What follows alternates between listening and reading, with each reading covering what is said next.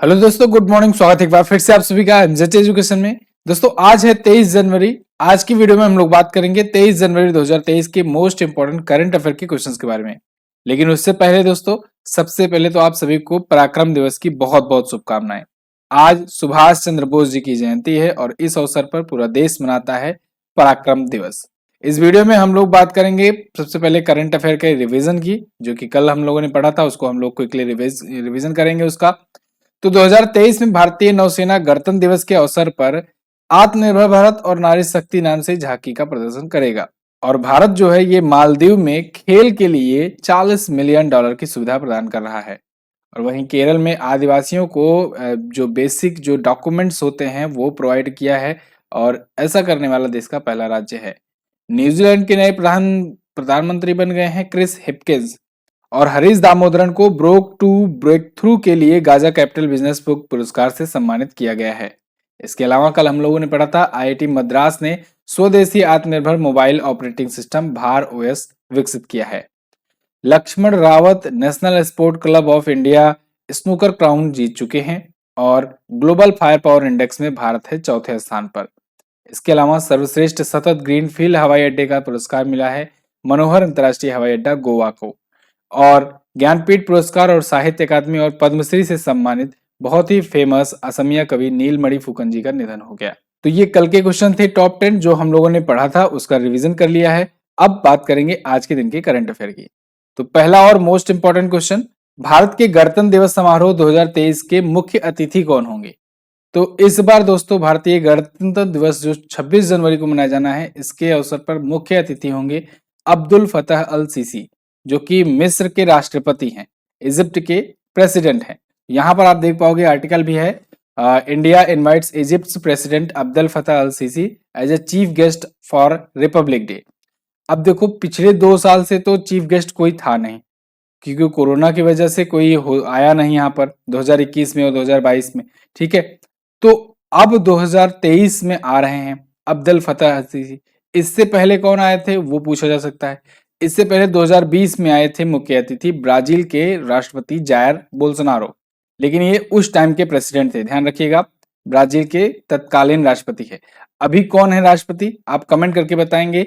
इसी साल अभी इसी महीने में बने हुए हैं राष्ट्रपति और उसको लेकर के बहुत ज्यादा विवाद भी हुआ था, वहां की संसद पर लोगों ने कब्जा भी कर लिया था। कमेंट बॉक्स में उनका नाम बताइए। तो फिलहाल ये तो हुए मुख्य अतिथि गणतंत्र दिवस के, कौन? Abdul Fattah al CC. अभी कुछ दिन पहले ही मैंने आपको बताया था कि भारत में अभी प्रवासी भारतीय दिवस मनाया गया, तो उस अवसर पर भी एक मुख्य अतिथि चुने गए थे। उस अवसर पर मुख्य अतिथि कौन थे? उसमें गुयाना के जो प्रेसिडेंट है मोहम्मद इरफान अली, वो थे मुख्य अतिथि। फिलहाल गणतंत्र दिवस समारोह की अगर बात करें तो वो पिछली बार से मतलब उससे पहले से तो 24 जनवरी से शुरू होकर के 30 जनवरी तक चला करता था, लेकिन पिछली बार से ये निर्णय लिया गया कि अब से 23 जनवरी से, यानी कि सुभाष चंद्र बोस जी की जयंती से लेकर के तब 30 या 31 जनवरी तक चलेगा ये गणतंत्र दिवस का समारोह, जिसमें बहुत भी प्रकार की चीजें होती हैं, मतलब झांकियां निकलती हैं, ठीक है, और हर प्रकार के सेलिब्रेशंस होते हैं। 26 जनवरी को गणतंत्र दिवस होता ही होता है, फिर 30-31 में लास्ट में सबको पुरस्कृत करके इसे फाइनलाइज किया जाता है। चलिए अब मिस्र आया है, तो मिस्र के बारे में हम लोग देख लेते हैं वर्ल्ड मैप में इसकी लोकेशन कहाँ पर है। तो यहाँ पर आप देख पाओगे ये रहा अपना प्यारा भारत। यहाँ से आपको आना है इस साइड में अफ्रीकन कॉन्टिनेंट में, यानी कि आपको आना है पश्चिम की दिशा में।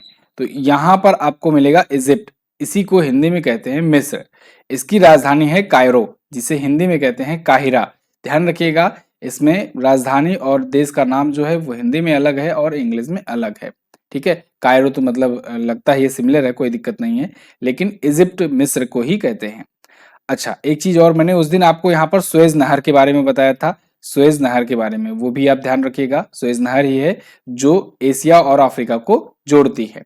इसके अलावा हम लोगों ने अभी बात किया था कुछ दिन पहले ही कि भारत और मिस्र के जो विशेष बल हैं, स्पेशल फोर्सेस हैं, उनके बीच में पहली बार चक्रवात 1 नाम से एक सैन्य अभ्यास आयोजित हुआ। किस नाम से? चक्रवात 1 नाम से। कहां पर हो रहा है ये? यहाँ पर इंडिया में हो रहा है, उदयपुर में। ठीक है, इंडिया में उदयपुर में हो रहा है।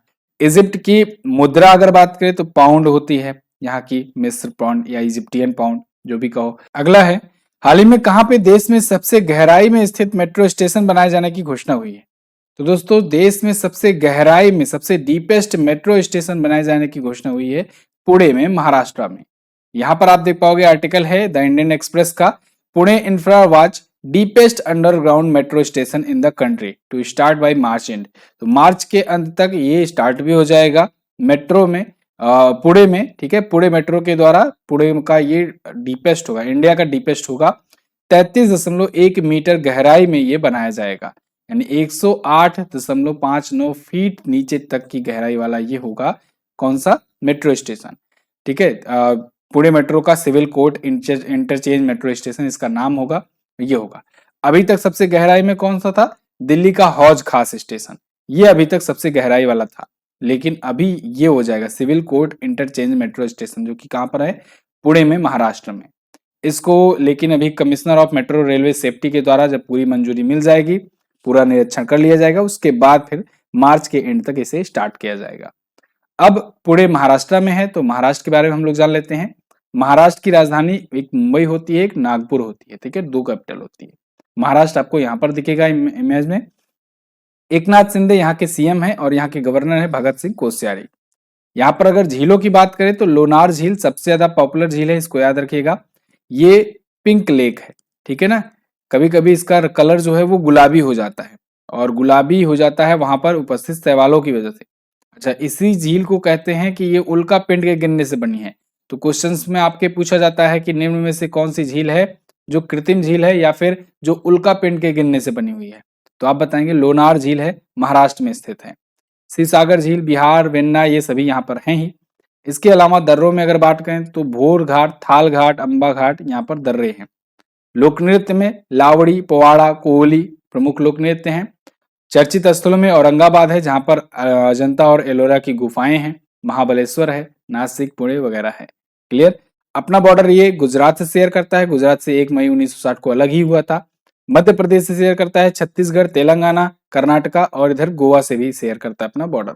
अगला है, हाल ही में किसको 2022 के लिए सबसे प्रतिष्ठित वैज्ञानिक पुरस्कार से सम्मानित किया गया?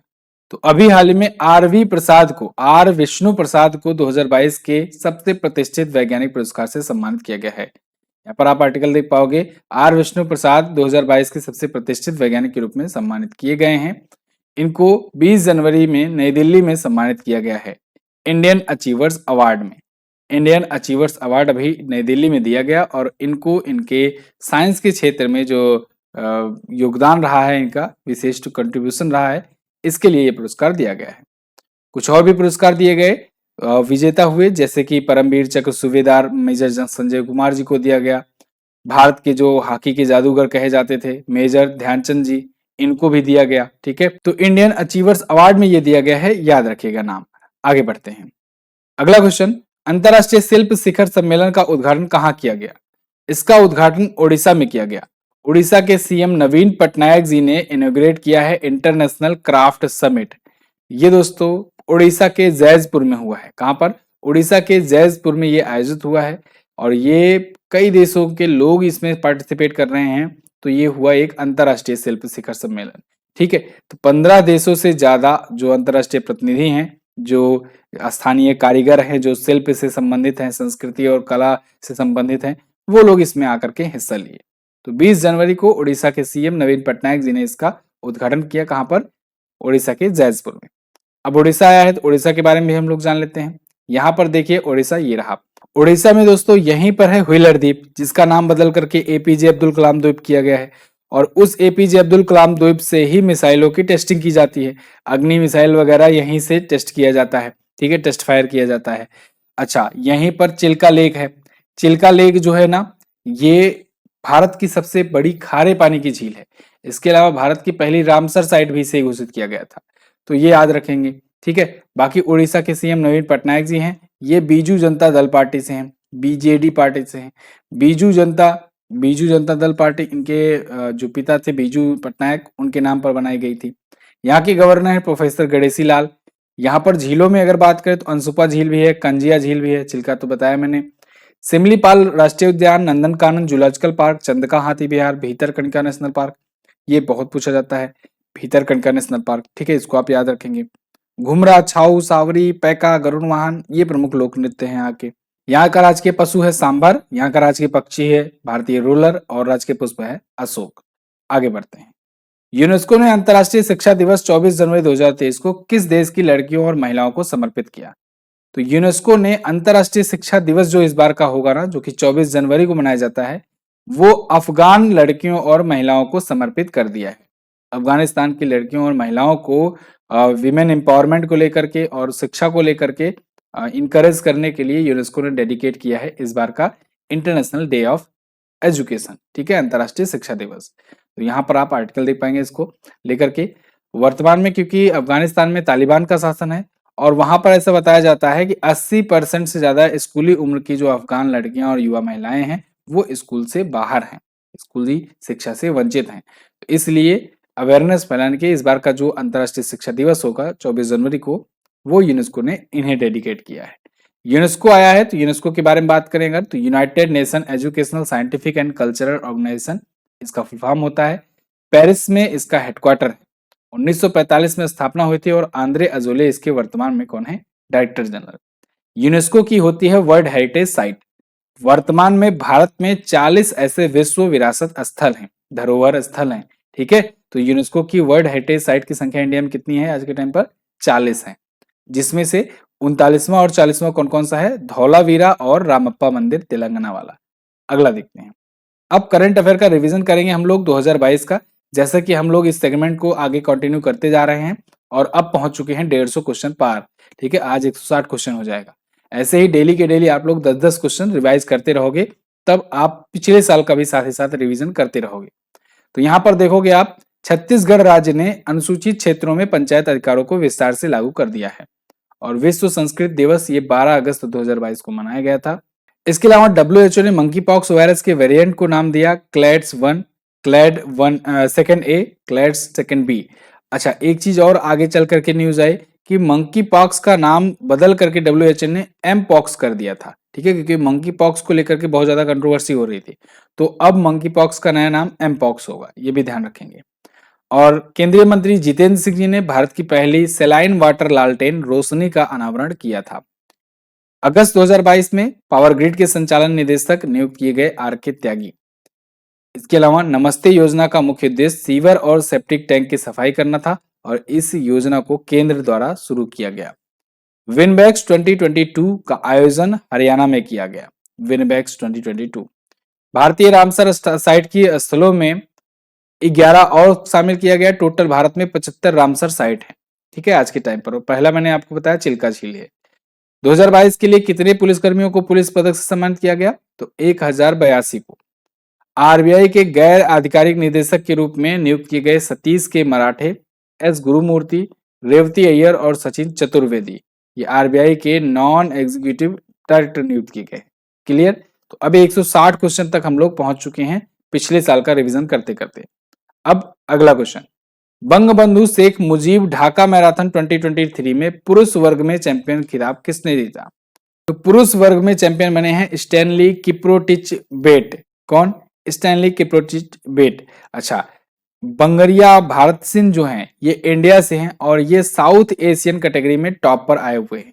तो इनका भी नाम आपको याद रखना है, खास करके आपको इन्हीं का नाम ही याद रखना है, क्योंकि देखो जो इंडिया का एथलीट है वो अगर विदेश में जाकर के कुछ जीतता है तो उसका नाम ज्यादा इंपॉर्टेंट होता है। तो फिलहाल ये बांग्लादेश में आयोजित किया गया था ढाका में, बंगबंधु शेख मुजीब ढाका मैराथन। बंगबंधु आप जानते हो बांग्लादेश के ये पहले राष्ट्रपति थे, शेख मुजीबुर रहमान, उन्हीं को बंगबंधु कहा जाता था। तो उन्हीं के नाम पर यह मैराथन आयोजित हुआ 20 जनवरी को। तो पुरुष वर्गों में केन्या के जो धावक हैं स्टैनली किप्रोटिच बेट, इन्होंने जीता।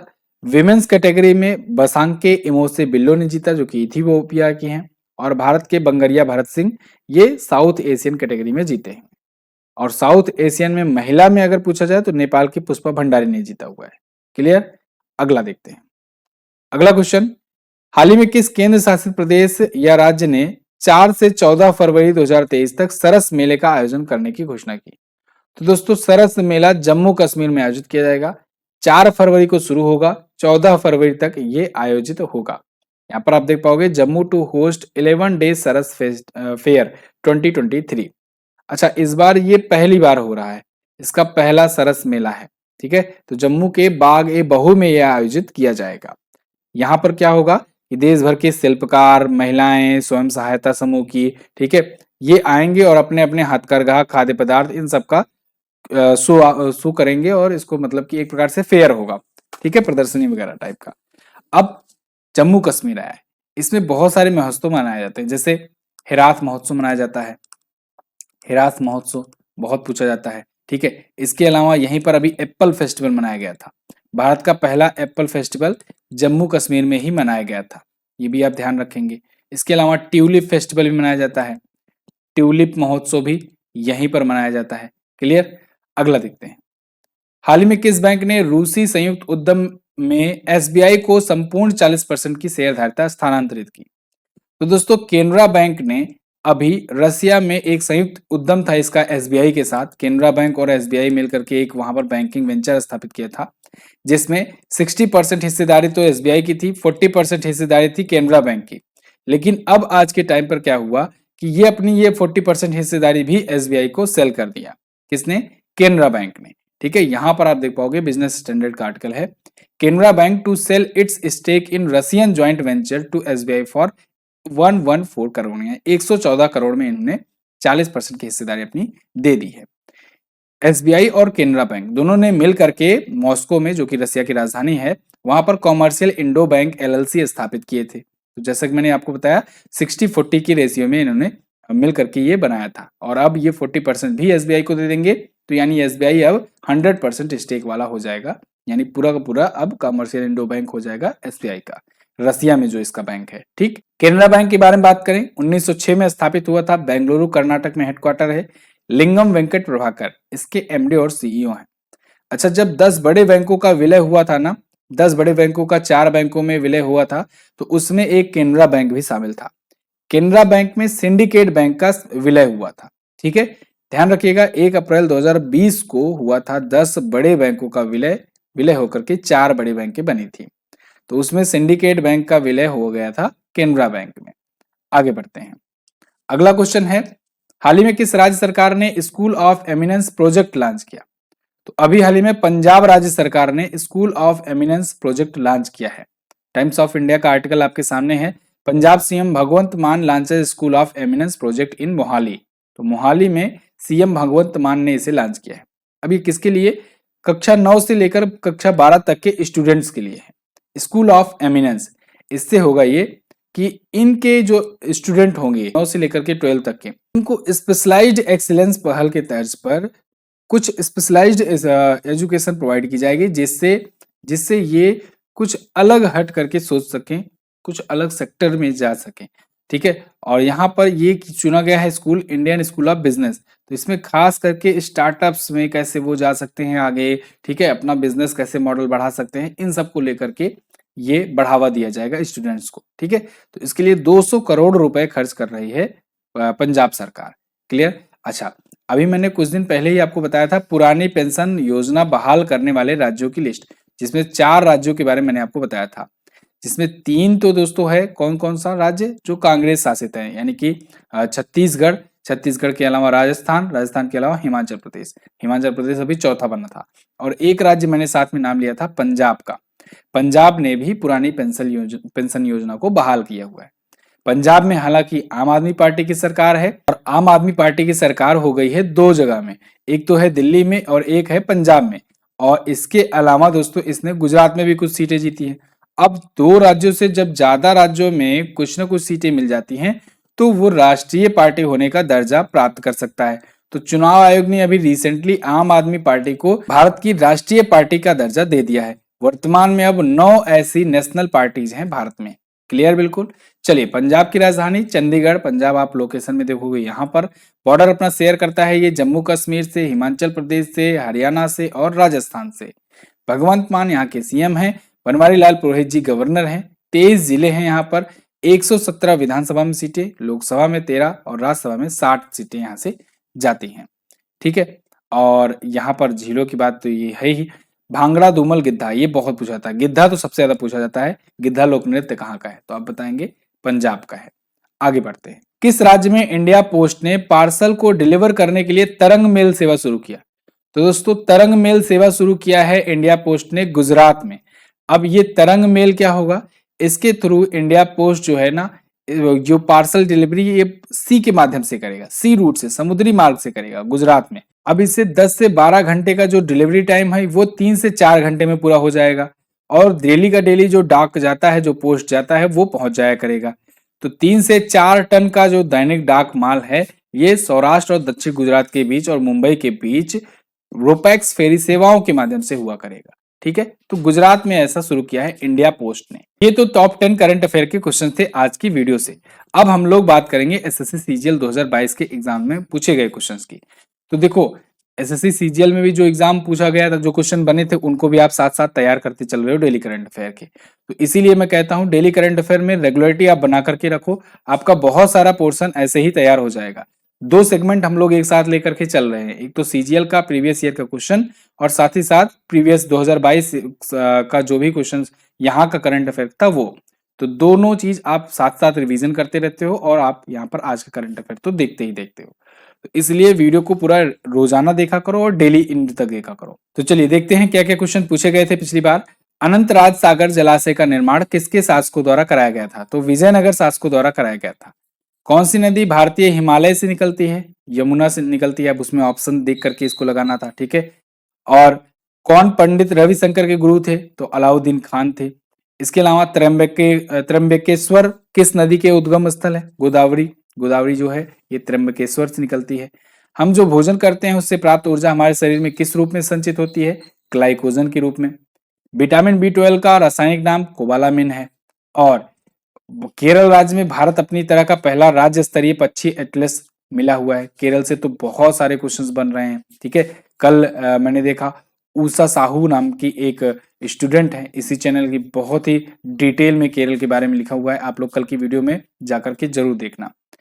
तंजावुर के शहर, तंजावुर जो है ये कावेरी डेल्टा में शासक विजयालय द्वारा बनवाया गया था। और मौलिक अधिकार कौन सा नहीं है? मत देने का अधिकार। मत देने यानी वोट देने का अधिकार 326 में है। 324 में चुनाव आयोग है, 326 के तहत वोट वयस्क जो है वो वोट दे सकते हैं। इसके अलावा 1989 में एक अमेंडमेंट हुआ था जिसके तहत 21 वर्ष से वोट देने का अधिकार 18 वर्ष कर दिया गया था। इसके अलावा देश की केंद्रीय बैंक का निम्नलिखित में से कौन सा कार्य नहीं है? जनता से जमा स्वीकार करता है। ये केंद्रीय बैंक, हाँ बिल्कुल, केंद्रीय बैंक की बात की जाए तो आप समझेंगे आरबीआई की बात की जा रही है। तो आरबीआई पैसे थोड़ी ना जमा करता है जनता का, ठीक है। आरबीआई जो है ये बैंकों का बैंक होता है, हम लोग का बैंक नहीं। अब बात करेंगे लास्ट डे के क्वेश्चंस की। डब्ल्यूटीओ का हेडक्वार्टर कहाँ पर है? इसका हेडक्वार्टर है मैड्रिड में, ठीक है। और छत्तीसगढ़ मध्य प्रदेश से किस वर्ष अलग हुआ था? 1 नवंबर सन 2000 को 26वां राज्य बना था। आज आपको क्या बताना है? प्रसिद्ध खिलाड़ी पंकज आडवाणी का संबंध किस खेल से? बहुत इंपॉर्टेंट क्वेश्चन है, ऐसा ही क्वेश्चन पूछा जाता है। इंदिरा गांधी शहरी रोजगार गारंटी योजना का संबंध किस राज्य से है? ये क्वेश्चन पूछा ही गया था, ठीक है। तो ये दोनों क्वेश्चंस के बारे में आप बता सकते हैं, जो भी डिटेल आप एक्स्ट्रा अगर ऐड करना चाहते हो तो वो भी बता सकते हो। बहुत बहुत धन्यवाद यहाँ तक वीडियो देखने के लिए। इसकी क्विज और पीडीएफ आप मिल जाएगी आपको MZT ऐप पर, वहां से आप इसको प्राप्त कर सकते हैं। मिलेंगे अगली वीडियो में, तब तक के लिए नमस्कार, जय हिंद, वंदे मातरम।